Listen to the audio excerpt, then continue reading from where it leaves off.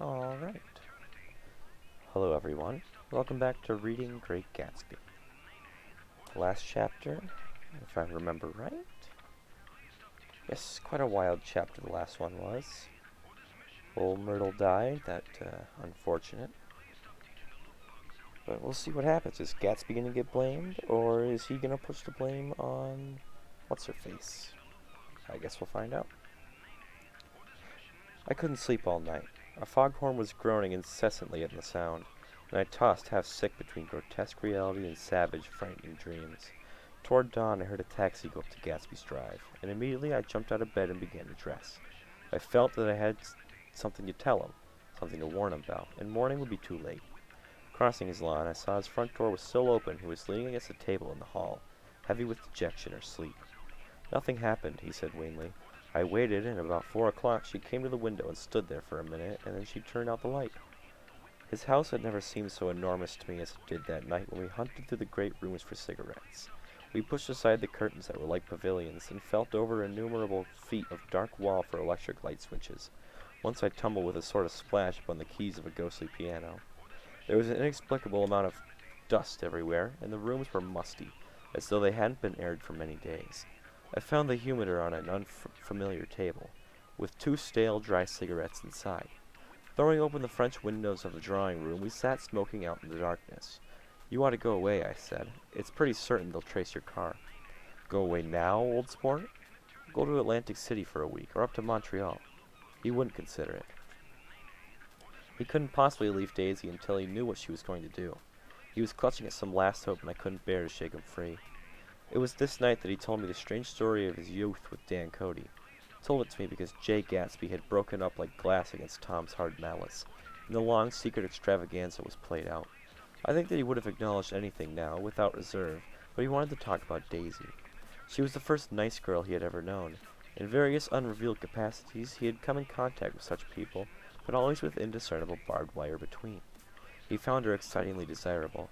He went to her house, at first with other officers from Camp Taylor, then alone. It amazed him. He had never been in such a beautiful house before. But what gave it an air of breathless intensity was that Daisy lived there. It was as casual a thing to her as his tent outside at camp was to him. There was a ripe mystery about it, a hint of bedrooms upstairs more beautiful and cool than other bedrooms, of gay and radiant activities taking place through its corridors, and of romances that were not musty and laid away already in lavender, but fresh and breathing and redolent of this year's shining motor cars, and of dances whose flowers were scarcely withered. It excited him, too, that many men had already loved Daisy. It increased her value in his eyes. He felt their presence all about the house, pervading the air with the shades and echoes of still vibrant emotions.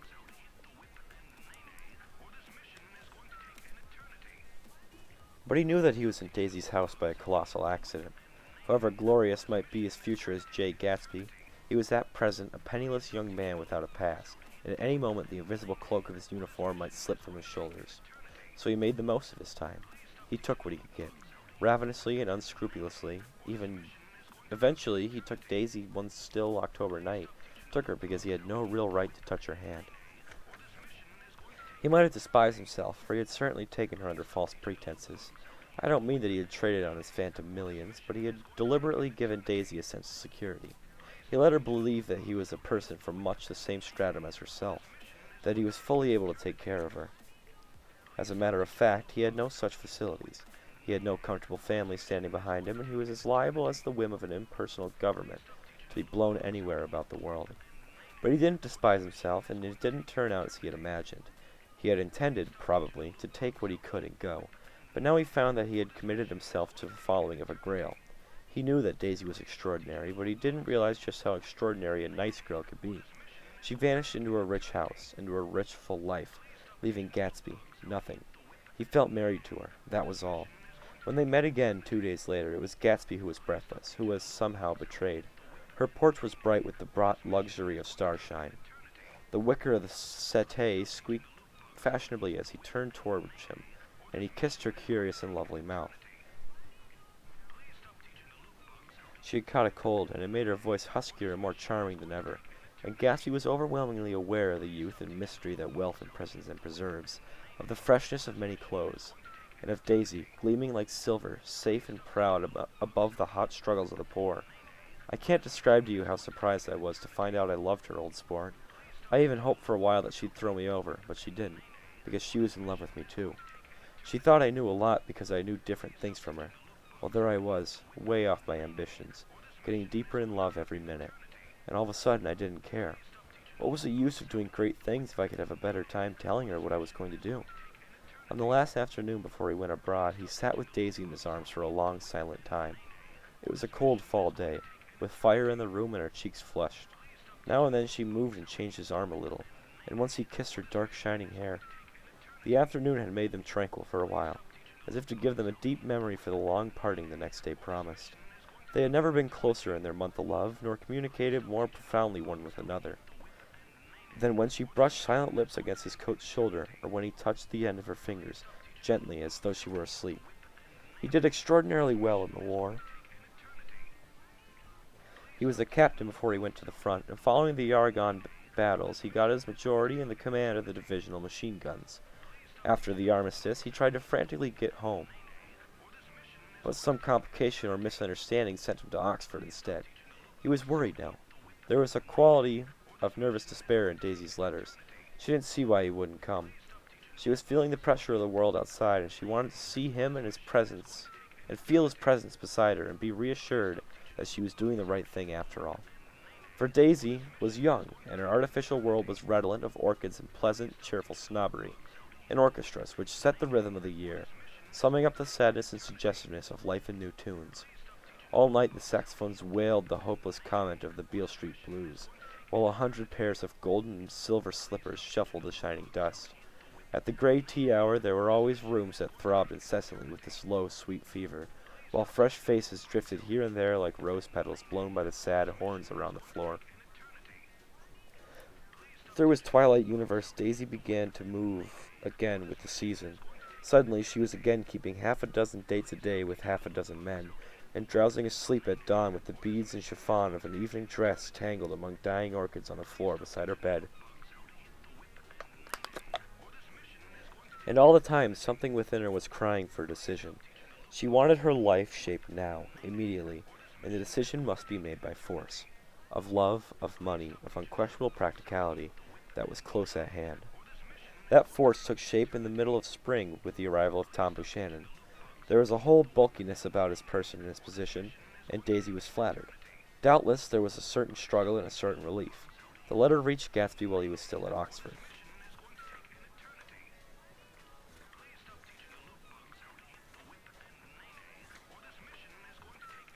It was dawn now on Long Island, and we went out, opening the rest of the windows downstairs, filling the house with gray-turning, gold-turning light. The shadow of a tree fell abruptly across the dew, and ghostly birds began to sing among the blue leaves. There was a slow, pleasant movement in the air, scarcely a wind, promising a cool, lovely day. I don't think she ever loved him. Gatsby turned around from a window and looked at me challengingly. You must remember, old sport, she was very excited this afternoon. He told her those things in a way that frightened her, that made it look as if I was some kind of cheap sharper, and the result was she hardly knew what she was saying. He sat down gloomily. Of course, she might have loved him just for a minute when they were first married, and loved me more even then, do you see? Suddenly, he came out with a curious remark. In any case, he said, it was just personal. What could you make of that, except to suspect some intensity in his conception of the affair that couldn't be measured? He came back from France when Tom and Daisy were still on their wedding trip, and made a miserable but irresistible journey to Louisville on the last day of his army pay. He stayed there a week, walking the streets where their footsteps had clicked together through the November night, and revisiting the out-of-way places to which they had driven in her white car. Just as Daisy's house had always seemed to him more mysterious and gay than other houses, so his idea of the city itself, even though she was gone from it, was pervaded with a melancholy beauty. He left, feeling that if he had searched harder, he might have found her, that he was leaving her behind. The day coach, he was penniless now, was hot. He went out to the open vestibule and sat down on a folding chair, and the station slid away and the backs of unfamiliar buildings moved by. Then out into the spring fields, where a yellow trolley raced them for a minute, with the people in it who might once have seen the pale magic of her face along the casual street. The track curved, and now it was going away from the sun, which, as it sank lower, seemed to spread itself in benediction over the vanishing city where she had drawn her breath. He stretched out his hand desperately as to snatch only a wisp of air, to save a fragment of the spot that she had made lovely for him. But it was all going by too fast now, for his blurred eyes, and he knew that he had lost that part of it, the freshest and the best, forever. It was 9 o'clock when he finished breakfast and went out onto the porch. The night had made a sharp difference in the weather, and there was an autumn flavor in the air. The gardener, the last one of Gatsby's former servants, came to the foot of the steps. "I'm going to drain the pool today, Mr. Gatsby. Leaves will start falling pretty soon, and then there's always trouble with the pipes." "Don't do it today," Gatsby answered. He turned to me apologetically. "You know, old sport, I've never used that pool all summer." I looked at my watch and stood up. 12 minutes to my train. I didn't want to go to the city. I wasn't worth a decent stroke of work, but it was more than that. I didn't want to leave Gatsby. I missed that train, and then another, before I could get myself away. "I'll call you up," I said finally. "Do, old sport. I'll call you about noon." We walked slowly down the steps. "I suppose Daisy'll call too." He looked at me anxiously, as if he hoped I'd corroborate this. "I suppose so." "Well, goodbye." We shook hands and I started away. Just before I reached the hedge, I remembered something and turned around. "They're a rotten crowd," I shouted across the lawn. "You're worth the whole damn bunch put together."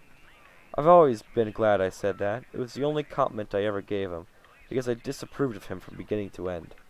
First he nodded politely, and then his face broke into that radiant and understanding smile, as if we'd been in ecstatic cahoots on that fact all the time. His gorgeous pink rag of a suit made a bright spot of color against the white steps, and I thought of the night when I first came to his ancestral home 3 months before. The lawn and drive had been crowded with the faces of those who guessed at his corruption, and he had stood on those steps, concealing his incorruptible dream as he waved them goodbye. I thanked him for his hospitality. We were always thanking him for that, I and the others. "Goodbye," I called. "I enjoyed breakfast, Gatsby." Up in the city, I tried for a while to list the quotations on an interminable amount of stock. Then I fell asleep in my swivel chair. Just before noon, the phone woke me, and I started up with sweat breaking out on my forehead. It was Jordan Baker. She often called me up on this hour because the uncertainty of her own movements between hotels and clubs and private houses made her hard to find in any other way. Usually her voice came over the wire as something fresh and cool, as if a divot from a green golf links had come sailing in at the office window. But this morning it seemed harsh and dry. "I've left Daisy's house," she said. "I'm in Hampstead, and I'm going down to Southampton this afternoon." Probably it had been tactful to leave Daisy's house, but the act annoyed me, and her next remark made me rigid.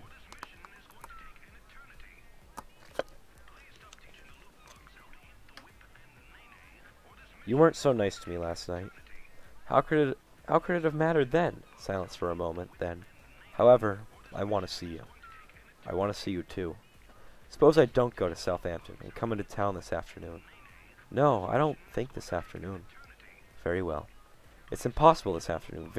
We talked like that for a while, then abruptly we weren't talking at all. I don't know which of us hung up with a sharp click, but I know I didn't care. I couldn't have talked to her across a tea table that day if I never talked to her again in this world. I called Gatsby's house a few minutes later, but the line was busy. I tried 4 times. Finally, an exasperated central told me the wire was being kept open for long distance from Detroit. Taking out my timetable, I drew a small circle around the 3:50 train. Then I leaned back in my chair and tried to think. It was just noon. When I passed the ash heaps on the train that morning, I had crossed deliberately to the other side of the car. I supposed there'd be a curious crowd around there all day with little boys searching for dark spots in the dust, and some garrulous man telling over and over what had happened, until it became less and less real even to him, and he could tell it no longer. And Myrtle Wilson's tragic achievement was forgotten. Now I want to go back a little and tell what happened at the garage after we were there the night before. They had difficulty in locating the sister, Catherine. She must have broken her rule against drinking that night, for when she arrived she was stupid with liquor and unable to understand that the ambulance had already gone to Flushing. When they convinced her of this, she immediately fainted, as if that was the intolerable part of the nature. Someone, kind or curious, took her in his car and drove her in the wake of her sister's body.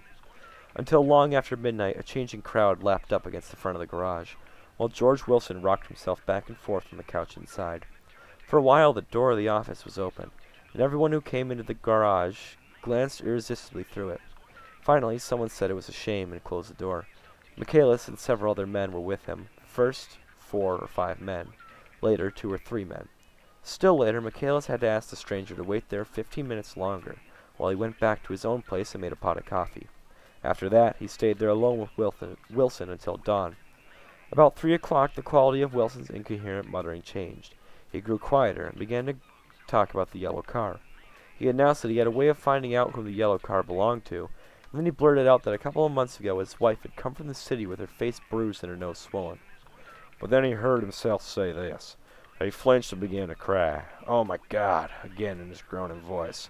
Michaelis made a clumsy attempt to distract him. "How long have you been married, George? Come on there. Try and sit still for a minute and answer my question. How long have you been married?"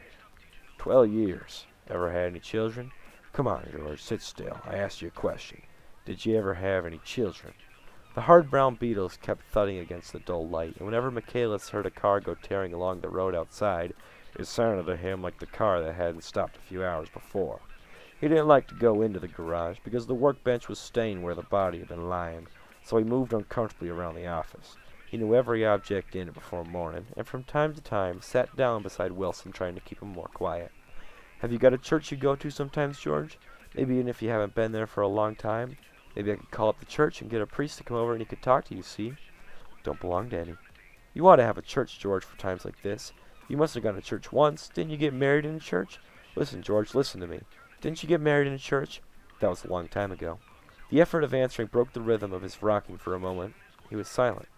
Then the same half-knowing, half-bewildered look came back into his faded eyes. "Look in the drawer there," he said, pointing at the desk. "Which drawer?" "That drawer. That one." Michaelis opened the drawer nearest his hand. There was nothing in it but a small, expensive dog leash, made of leather and braided silver. It was apparently new. "This?" he inquired, holding it up. Wilson stared and nodded. "I found it yesterday afternoon. He tried to tell me about it, but I knew it was something funny." "You mean your wife bought it?" "She had it wrapped in tissue paper on her bureau." Michaelis didn't see anything odd in that, and he gave Wilson a dozen reasons why his wife might have bought the dog leash. But conceivably, Wilson had heard some of these same explanations before. For Myrtle, before he began saying, "Oh my God," again in a whisper, his comforter left several explanations in the air. "Then he killed her," said Wilson, his mouth dropped open suddenly. "Who did?" "I have a way of finding out." "You're morbid, George," said his friend. "This has been a strain to you, and you don't know what you're saying. You better try and sit quiet till morning." "He murdered her." "It was an accident, George." Wilson shook his head. His eyes narrowed and his mouth widened suddenly with the ghost of a superior "I know," he said definitely. "I'm one of those trusting fellas, and I don't think any harm to nobody. But when I get to know a thing, I know it. It was the man in that car. She ran out to speak to him, and he wouldn't stop."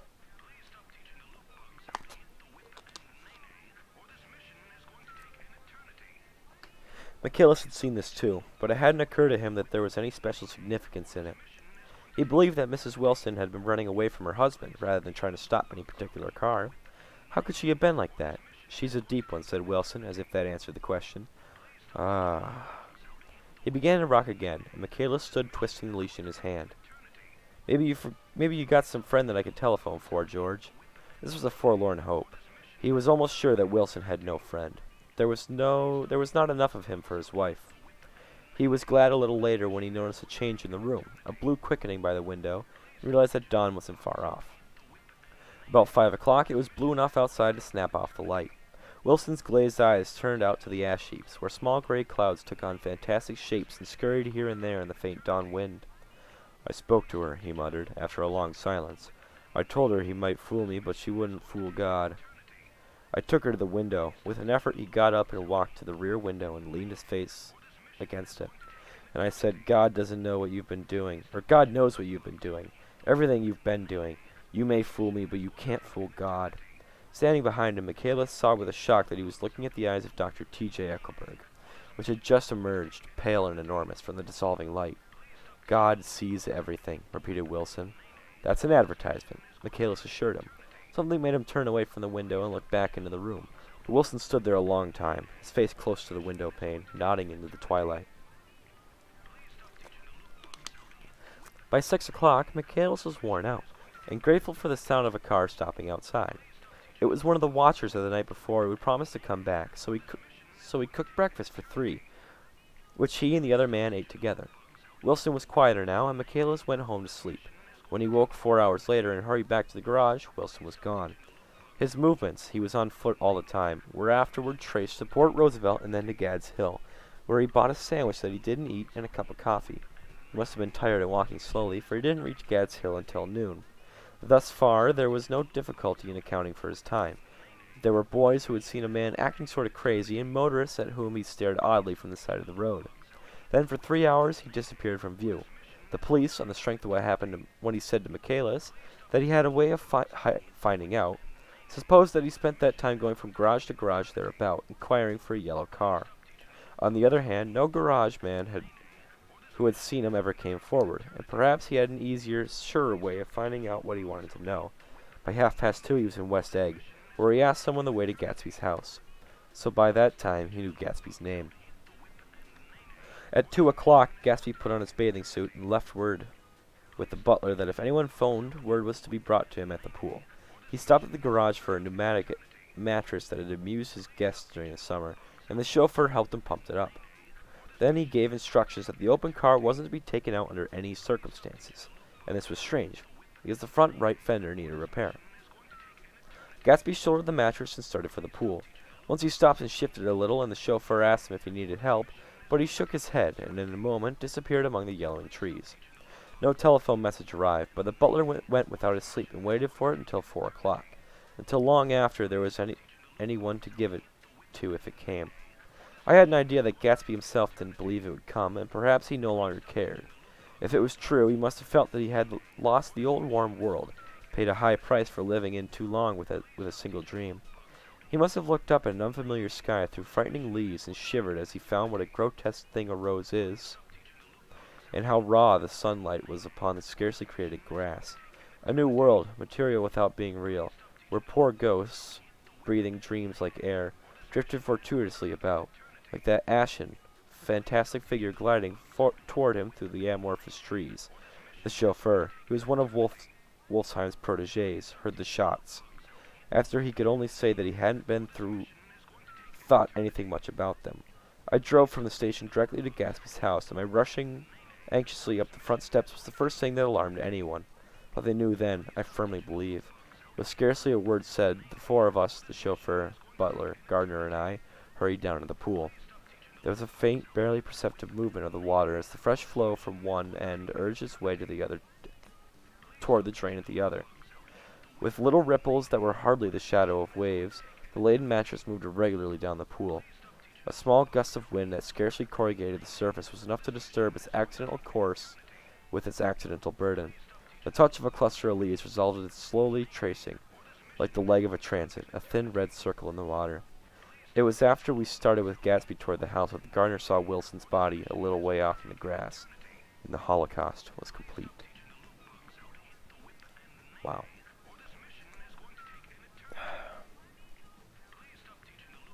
What an insane chapter. I mean, it goes from these ramblings of Nick and Gatsby like reminiscing about the better times with Daisy, switching to Nick, and then switching back to Gatsby where he's like sitting in his pool. Then all of a sudden Wilson's dead. He was shot, but like, I don't know if it was Gatsby that shot him or... That's weird. Honestly though, I really like that chapter. I think that was probably one of the best chapters so far. But who knows? There's one last chapter.